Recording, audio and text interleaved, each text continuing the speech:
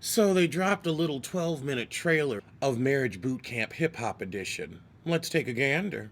Okay, I am looking forward to either Willie from Day 26 or Corrupt. I can't tell which one. It was Corrupt. His wife beamed his ass with the green apple. A Granny Smith, and you know them as some hard apples. You don't even use those for pie. And of course, Phaedra got her man sucking on her toes. Mm-hmm. And that fight between Hazel E's man and everybody else looked real good. We got to see some bops, no blackouts. All right. So as usual, they got the couples pulling up in Ubers, getting out like they got money, like they somebody, like they ain't on Weed TV and shouldn't be ashamed of themselves and the poor choices they've made. Oh Lord, it's gonna have a political theme. Hazily, you're really gonna call yourself a superstar rapstress? The thing is, if you use the word rapstress, you know you ain't shit. A rap stress, all right, because you're stressed about your bills, which is why you're on Wee TV. Maybe it's an actress trying to act like a rapper. Maybe that's what it is. Rapstress. I don't see that getting into Webster or Miriam. Oh, God, her boyfriend, Javon, he said world's next supermodel. I...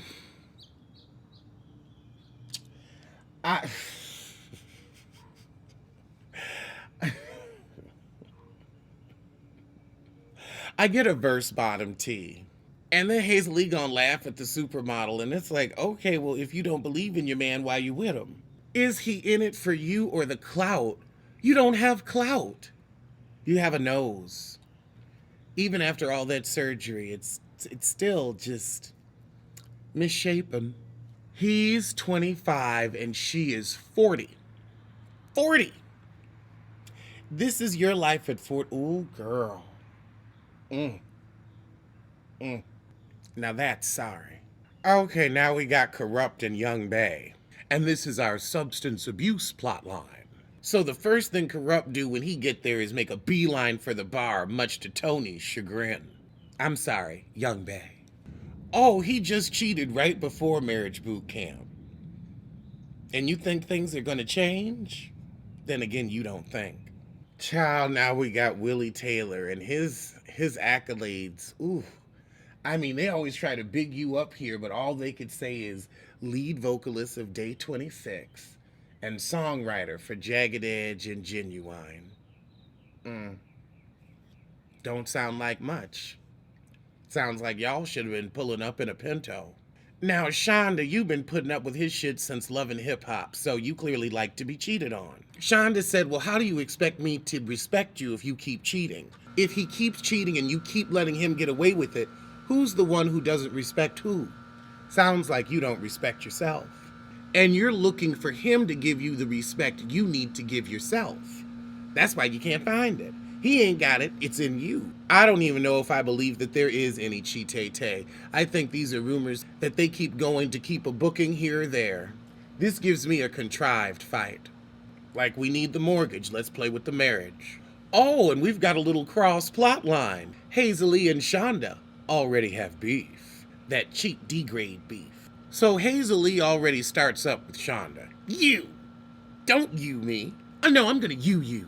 Oh, Shonda gonna check her ass for that post where she was talking about the paper bag test and the racism and all the colorism. You remember. Then she had to go on Iyanla talking about pop her butt.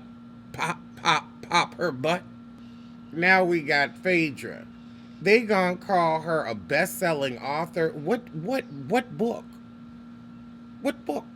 You would have to put all the Housewives book sales together and Angela Stanton's. Oh God, Medina gonna say he a ghostwriter so that way you can't prove his shit.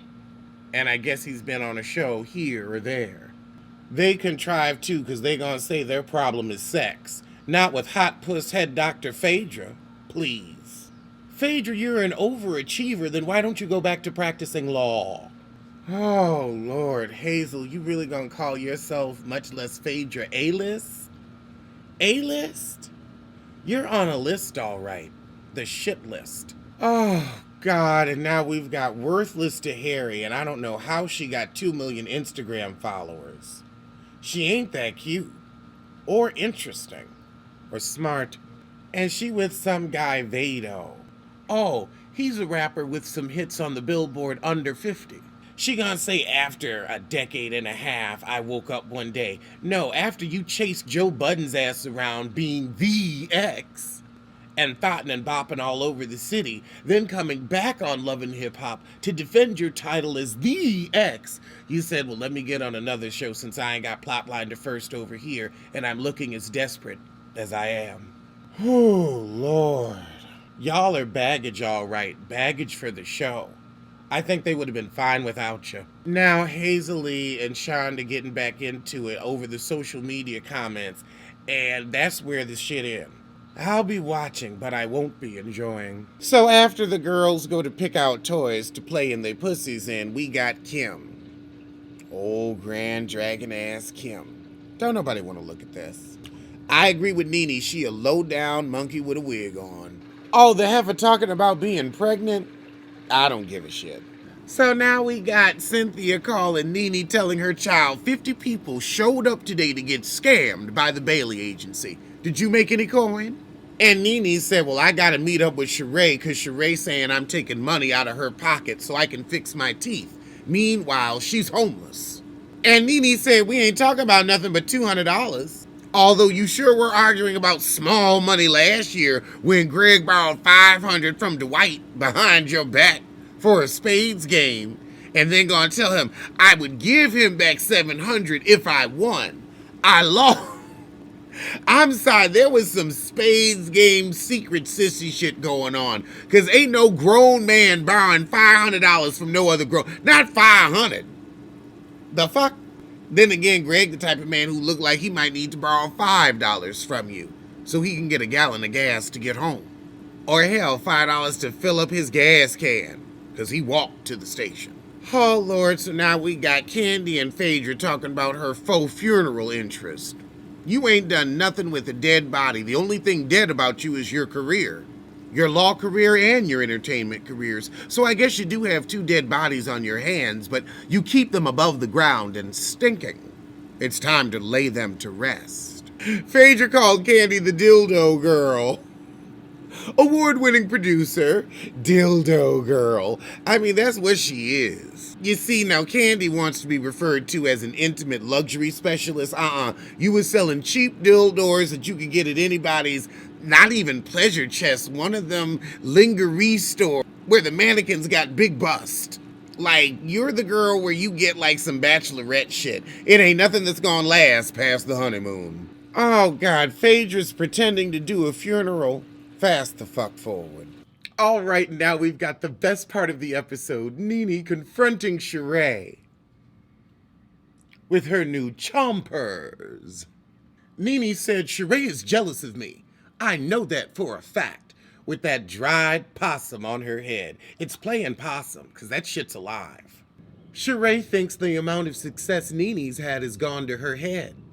Well, how much success have you had? Walked in a Payless sandal. So Nene says, explain why you're saying I took money out of your empty pocket. And she said, well, I called Tyrone. So Tyrone had a booking for us. I asked you your rate. You gave it to me, and we got the booking. Then you gonna call him and say you could have gotten Sheree for way cheaper. You could have. You could have.